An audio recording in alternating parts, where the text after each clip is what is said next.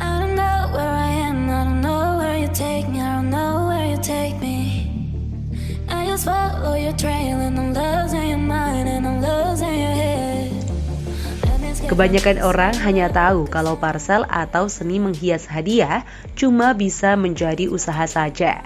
Tetapi Mbak Tin Agusdiarini, seorang guru bahasa Indonesia di salah satu sekolah yang ada di Kabupaten Pekalongan, membuktikan melalui usaha yang ia geluti sejak 2007, nyatanya bisa menjadi jalan untuk meraih berbagai penghargaan yang tentunya inspiratif.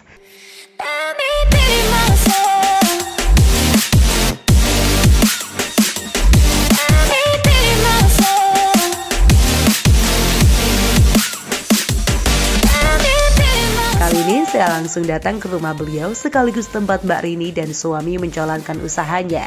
Alamatnya ada di Desa Wiroditan, Gang Panggung, nomor 7, Kecamatan Bojong, Kabupaten Pekalongan. Oh, ini dia Godong Gedang Parsel, alamatnya di Bojong. Saya udah janjian sama pemiliknya yang berprestasi. Penasaran kan? Pemilik Godong Gedang Parsel berprestasi. Berprestasi apa? Jangan kemana-mana. Saya udah janjian sama, nah itu dia. Lagi siap-siap orangnya kebetulan. Yuk. Assalamualaikum Mbak Rini. Waalaikumsalam. Masuk. Iya. Yuk. Wah, ini ada rangkaian bunga banyak banget. Iya. Pasti bikin mahar. Untuk mahar dan seserahan. Oh gitu, pas banget nih. Iya. Langsung aja nih ya. Bikin-bikin sekaligus saya mau ngulik-ngulik prestasinya Mbak Rini. Iya, boleh. Silahkan.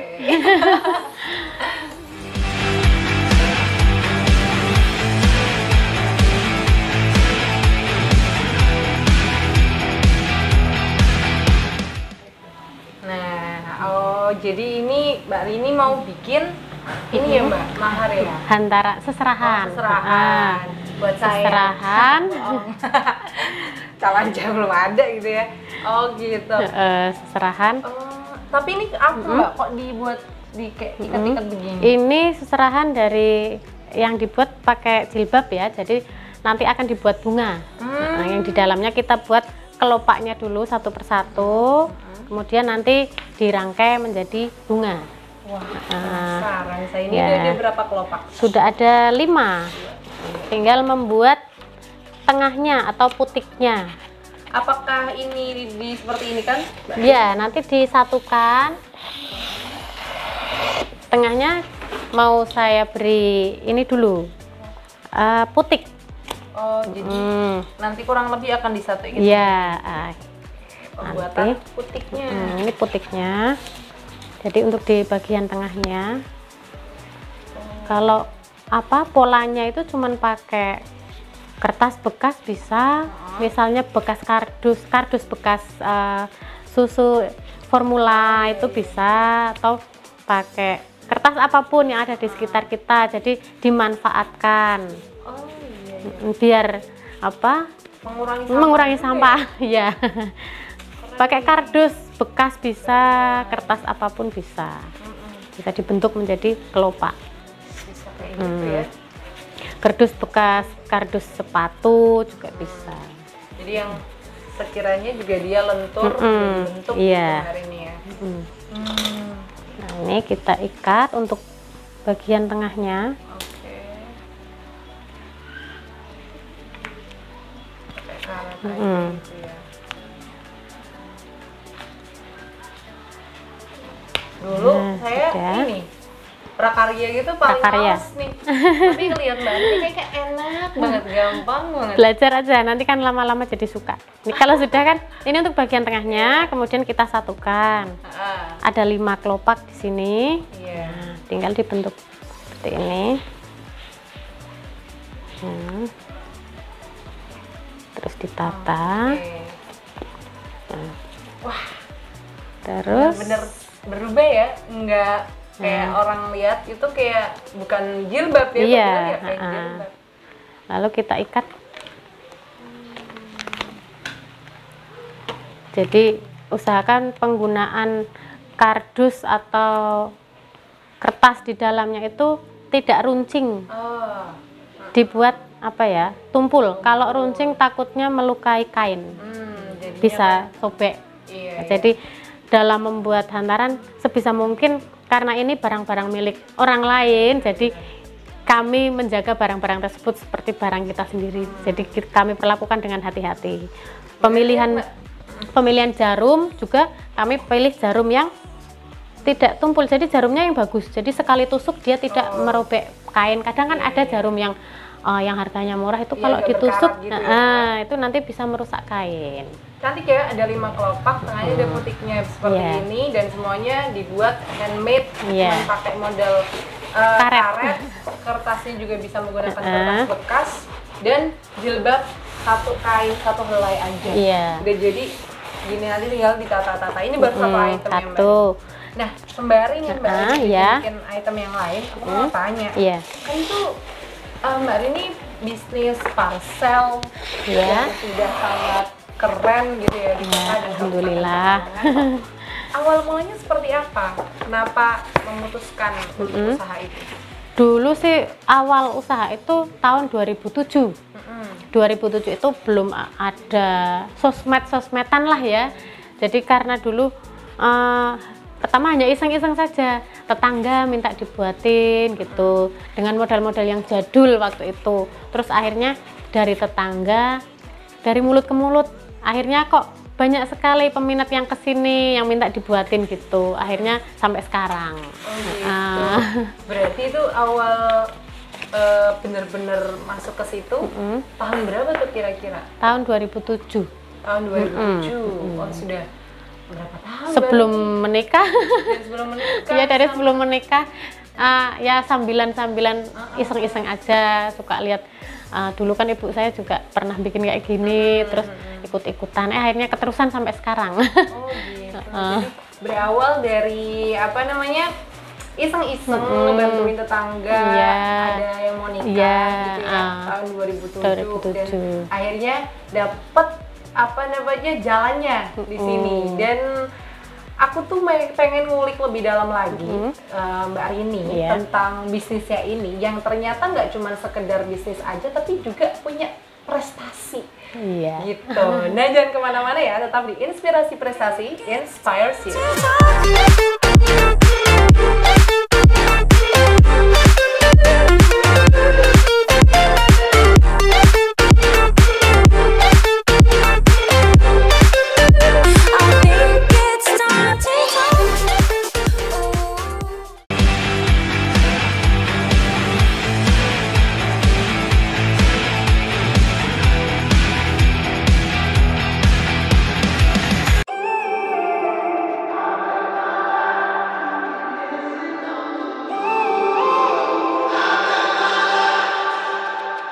When I'm up through the night, I can't turn down the noise, tear all the worries out of my mind. About who I'm supposed to be, I start to believe I can't get it right. Remember the days I let slip away, they were simple. Sertifikat Piagam Penghargaan di Mahar Indonesia Godong Parsel atas apresiasinya sebagai prestasi dalam mengikuti kegiatan Lomba Mars Indonesia yang diadakan 2 tahun sekali secara online oleh Komunitas Mars Indonesia. Jombang, di Jombang ini. Ini dia salah satu sertifikat yang Mbak Rini punya dari sekian banyak sertifikat yang Mbak Rini punya juga tentunya melalui lomba-lomba seni menghias parsel ya Mbak. Ya, mahar pernikahan. Mahar pernikahan gitu ya. Nah, ini dari komunitas seni mahar Indonesia, jadi komunitas nasional. Iya, nasional. Oke. Godong Gedang. Kenapa Mbak Rini udah usahanya sebesar ini tapi tetap mau ikut lomba? Karena menurut saya apa ya, kalau misalnya usaha kita bisnis atau usaha gitu aja tanpa ada apa ya, misalnya ikut lomba atau kejuaraan apa, kayaknya menurut saya belum ada kepuasan. Saya ingin apa ya, pengen mengerti seberapa jauh kemampuan saya gitu. Jadi kan biar saya tahu kemampuan saya itu selama ini sejauh mana sih gitu. Jadi saya kalau ada lomba saya pasti pingin ikut, karena selain untuk pengalaman, menambah wawasan juga apa ya, untuk pembelajaran saya juga. Jadi kalau ternyata peserta-peserta yang lain itu hiasannya seperti itu, mungkin bisa saya pelajari bisa belajar di situ. Kemudian untuk mengukur kemampuan saya juga di situ, kira-kira kemampuan saya sampai seberapa sih gitu. Oke. Jadi ternyata emang penting banget ya Mbak Iya. untuk mengikuti lomba. Iya. Walaupun kesibukan, misalkan pesenannya itu juga udah banyak banget misalkan, tapi Mbak Rini tetap mau menyempatkan gitu Iya. untuk lomba. Nah, sejauh ini bisa dijelaskan nggak Mbak, apa aja yang sudah diraih gitu? Kayak misalkan ini nih. Ini berarti juara berapa Mbak Rini? Itu juara 3. Juara 3 menghias mukena untuk hantaran. Menghias hantaran mukena. Di waktu itu di Tegal. Oh iya, Rita mau Iya, jadi pesertanya itu ya sekaresidenan. Batang, Pekalongan Kota, Pekalongan Kabupaten, Tegal sendiri, terus Brebes. Itu ada berapa peserta dari masing-masing karesidenan? Banyak sih ya, waktu itu saya agak lupa. Mbak Rini berhasil meraih juara 3. Juara 3. Waktu itu masih ingat nggak dibuat seperti apa mukenanya sampai Mukenanya ya saya buat mirip ini, jadi pakai box mika. Boxnya itu saya bikin sendiri, produksi sendiri, jadi tidak beli. Jadi saya bikin biar boxnya itu unik, tidak ada apa ya, tidak pasaran bentuknya, unik. Terus saya bikin handmade ya, pokoknya saya tuh sukanya sesuatu itu saya kerjakan sendiri handmade gitu. Jadi kesannya lebih unik gitu. Iya. Oh jadi mukena terus dibentuk kayak kertas box gitu, dibungkus box nikah. Jadi bentuk-bentuk seperti itu. Bunga, bunga kipas itu. Dan itu waktu itu kayak penilaiannya seperti apa Mbak Rini? Kalau penilaiannya itu kan dinilai oleh beberapa juri dari IPHI.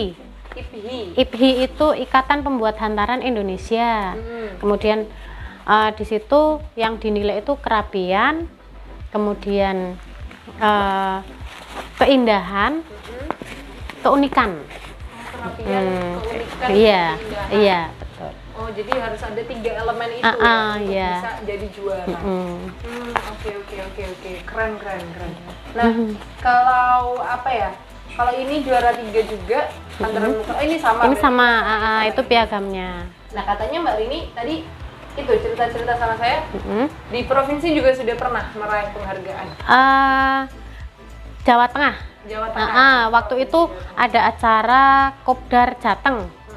Jadi Kopdar SMI Seni Mahar Indonesia di Jawa Tengah, tingkat Jawa Tengah. Jadi di situ selain Kopdar juga ada lombanya juga, lomba mahar kwiling namanya. Nah itu saya ya alhamdulillah dapat juara 1. Mungkin banyak yang belum tahu kwiling itu seperti apa. Saya boleh ambil contohnya nggak Mbak Rini? Ini Jadi kayak dicabut gini ya? aja, cabut aja nggak apa-apa. Sedikit Itu ini aja kali ya? Iya. Nah, ups. Ini ya? ini namanya mahar kwiling. Jadi dibuat dari uang mainan. Kemudian yang dipipihkan lalu digulung. Jadi di situ ada teknik menggulung. Kwiling itu teknik menggulung. Oke. Jadi ini yang dilombakan gitu ya? Iya. Gimana keunikannya dari teknik menggulung itu gitu kan? Iya. Terus apa namanya? Kekuatannya itu juga? Iya, kerapiannya terutama itu. Oke. Itu apa ya Mbak? Ketika Mbak lomba di situ kan berarti sama suami terus atau gimana? Iya. Sama suami terus ya? Karena kan biasanya di luar kota, jadi kan nggak mungkin sendiri. Iya. Itu pengalaman yang paling menegangkan itu seperti apa sih ketika berkompetisi langsung dengan banyaknya kompetitor? Waktu itu pas ada di Jateng, pas lomba di Jateng itu dilalah saya datangnya ke sana agak telat. Yang lain sudah mulai proses, saya telat karena ada beberapa kendala ketika mau berangkat. Nah akhirnya alhamdulillah di situ bisa menyelesaikan tepat waktu dan malah juara 1. Juara 1 itu di Jawa Tengah. Waktu itu diadakan di Weleri. Di Weleri. Wah itu ada berapa peserta Mbak yang Mbak Rini? Itu banyak banget itu waktu itu. Selain di Jateng sendiri, ada juga ternyata peserta yang dari Jawa Timur ikut di situ. Jadi open gitu ya kompetisinya ini walaupun datangnya telat, udah kemerungsung di jalan. Akhirnya tapi juara alhamdulillah 1 selesai. Karena yang dihitung kan di situ waktu berapa menit, mahar harus selesai. Nah, alhamdulillah saya selesai sesuai bentuk yang ditentukan itu. Jadi kayak gambarannya seperti lomba Master Chef kali Iya. ya. Cuman ini bikin mahar mahar, diberi dengan waktu. tema sekian udah jadi Iya. dipresentasikan.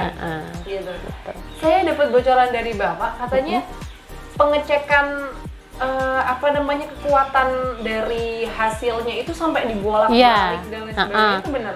Kalau hantaran itu ketika penilaian itu misalnya ini box, Iya. jadi bagaimana si isi di dalam hantaran itu bisa kuat. Jadi kalau misal rombongan pengantin membawa ini, kemudian kok di tengah jalan ambruk, jadi isi dalamnya itu tidak berantakan. Jadi mereka menilainya misalnya ini sudah jadi, dibalik seperti ini. Kira-kira tumplek nggak gitu bahasa Jawanya ya. Nah gitu. Jadi bagaimana tekniknya biar hantaran tersebut bisa kokoh berdiri di sini, Jadi tidak rusak. Kekuatan dari hantarannya itu juga diuji. Iya. Bisa jadi juara ya berarti karena kuat juga, selain juga ada uniknya di situ ya. Nah setelah ini saya mau lebih ngulik-ngulik lagi soal prestasi-prestasinya Mbak Rini. So jangan kemana-mana, tetap di Inspirasi Prestasi Inspires You.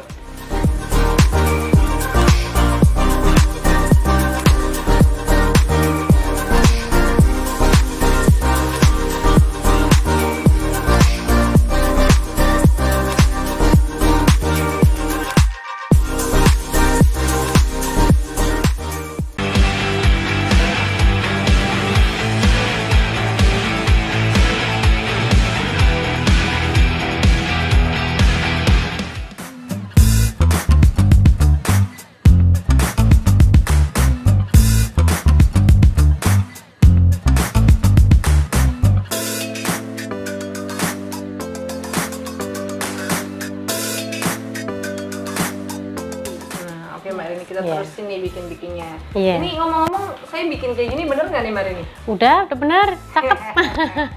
Bener. Udah lulus. Tinggal bentuk yang lain. Cuman gulung yang bisa doang. Ya senang lah bisa membantu ya. Iya. Mbak Rini, kan ini udah 4 kompetisi. Ada pandangan untuk mengikuti kompetisi lain lagi ke depan? Ada, selalu pingin ikut kompetisi. Kalau misalnya nanti ada kompetisi apa aja misalnya berkaitan sama seserahan, mahar, itu saya suka pingin ikut. Karena biar untuk mengasah kemampuan saya. Oke. Nah, selain untuk mengasah kemampuan, dapat pengalaman, kadang itu juga nggak sih Mbak Rini menjadi tempat untuk berburu bahan baku gitu? Iya, betul. Betul. Misalnya kan kami kan ada komunitas ya. Jadi kalau komunitas itu pasti ada kopdarnya. Nah, dimanapun kopdar itu dilaksanakan, pasti saya pengen ikut. Karena apa? Biasanya di kopdar itu pasti ada bazarnya. Nah, yang menjual bahan-bahan baku yang kadang di Pekalongan itu nggak ada, nggak bisa didapat. Nah, itu kesempatan. Apa aja yang di Pekalongan nggak ada? Kayaknya banyak ya. Banyak sekali yang di Pekalongan. Salah satunya yang nggak ada. Paling unik gitu. Kalau untuk berburu bahan-bahan sih biasanya seperti rotan ini ya. Rotan ini kan saya belinya langsung ke pengrajin, bukan di toko. Kalau di toko nanti jatuhnya mahal. Makanya saya berburu di mana ada pengrajin. Ya alhamdulillah saya sudah dapat. Itu ada di Jepara, jadi langsung saya ordernya di Jepara.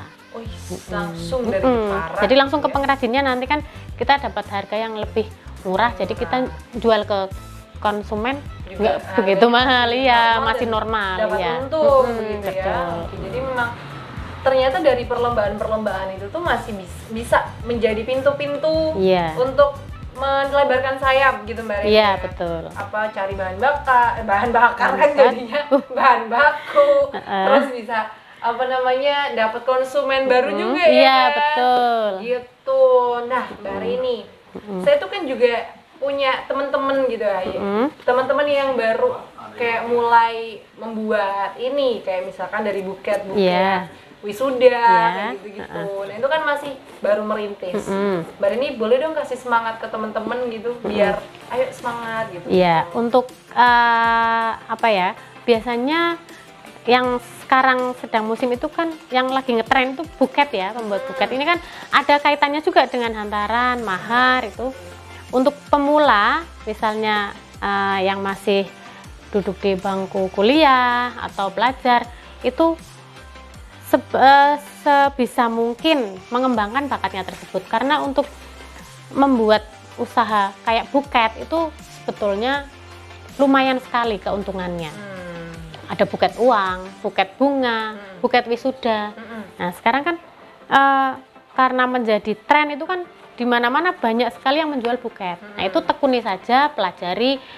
Belajarnya itu bisa dari mana saja, misalnya dari YouTube ada, atau dari kenalan siapapun, kursus juga ada sekarang ya. Ditekuni aja, yang penting itu konsisten dan telaten ya, jangan mudah menyerah. Konsisten, telaten, dan jangan mudah menyerah. Untuk teman-teman yang baru ingin belajar kayak bikin buket atau mungkin seserahan-seserahan, apa namanya, baru-baru gitu ya Mbak ya. Nah Mbak, satu lagi nih pertanyaan yang menurut saya penting juga nih, karena ini menyangkut juga potensi bisnis gitu ya. Kalau menurut Mbak Rini sendiri, potensi bisnis di bidang craft seperti ini, especially mahar, seserahan, itu tuh seperti apa di Kota Pekalongan dan kabupaten, mungkin juga di sekitarnya? Kalau bisnis ini kan sebetulnya ini peluang yang sangat bagus ya, karena sekarang orang menikah itu kan selalu bawa seserahan, mahar, dan itu kalau kita kan menjual jasa, jadi untuk jual jasa itu keuntungannya sangat banyak di sini. Kita tinggal menjual keterampilan ya ibaratnya ya. Nah kalau di Pekalongan ini kayaknya sih masih kurang banyak ya yang terjun di bidang seperti ini ya, padahal sangat menguntungkan sekali di sini. Sangat menguntungkan. Selain sangat menguntungkan juga saya akhirnya dapat gambaran ya. Gambaran apa nih? Bercanda. Nah habis ini saya mau nerusin bikin buketnya sama Mbak Rini Mbak ya. Ya, Mbak. Jadi ini dipasang, kita rangkai ya, yang tadi sudah kita buat ini kita rangkai. Ini kipasnya, kemudian ini ada kain. Untuk menutupi bagian yang kosong di sini kita bisa kayak gini, tutup. Jadi untuk menutup kesannya biar nggak lowong. Gitu. Oh iya, biar penuh gitu ya. Kalau ini ditaruh di mana? Ini bunganya dulu.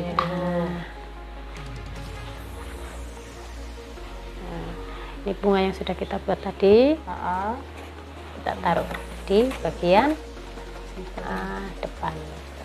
Nah, sini.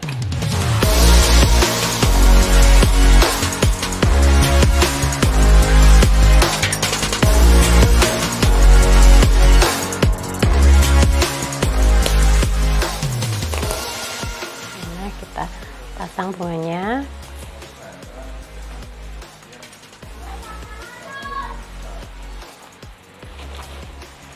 Ini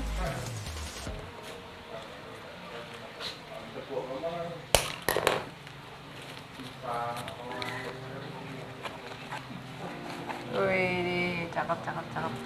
tinggal kasih daun-daun di sini.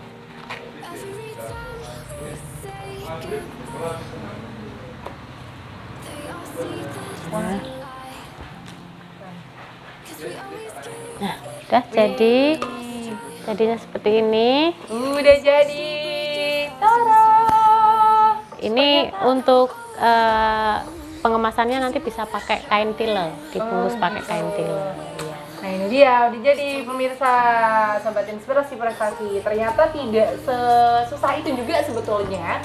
Saya kira kayak harus apa ya, banyak peralatan yang berat-berat. Ya, ternyata nggak perlu. Kayak cuma ini, Jarmentul, pita. apa namanya, pita, dan nggak pakai lem sama sekali. Enggak, tanpa lem, jadi tidak merusak kainnya.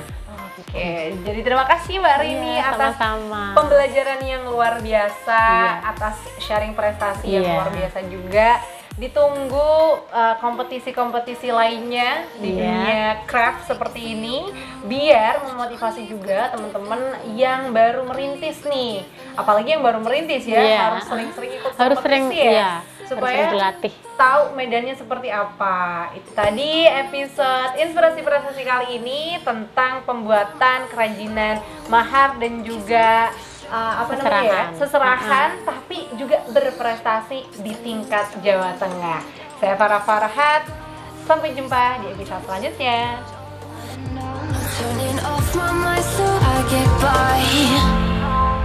I just wanna be happy.